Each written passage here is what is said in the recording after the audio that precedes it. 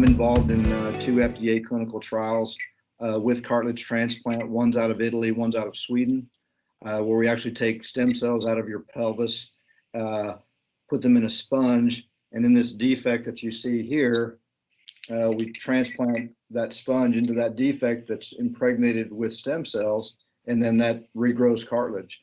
So that's an interesting study that we've started for the last year and a half with the FDA. It's in phase 3 clinical trials. It's been done in Europe since 2000, has a great track record. And then a second clinical trial we started is using a custom computer designed implant to fit into that defect. So it's not using cells, it's using metal, and it's custom made to fit that exact defect that you see here.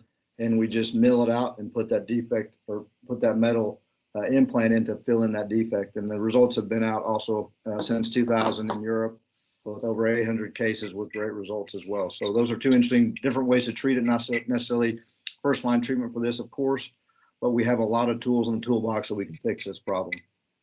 That is super exciting. I mean, it almost feels like we're reversing aging with some of these, especially, I mean, the metal would be great, but one day, God, can you just imagine you could put some stem cells in there and regrow the cartilage in the knee, how many lives that would change? If someone's interested in that clinical trial, what should they do? Get in touch with the office, or is there a website, or how do we go about getting enrolled in that if we're interested?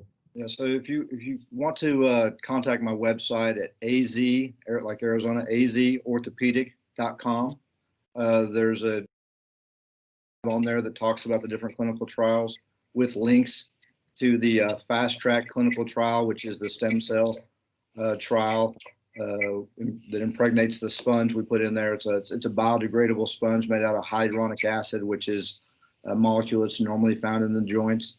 And then the episealer or epic knee is the other clinical trial that's also referenced on the website as well.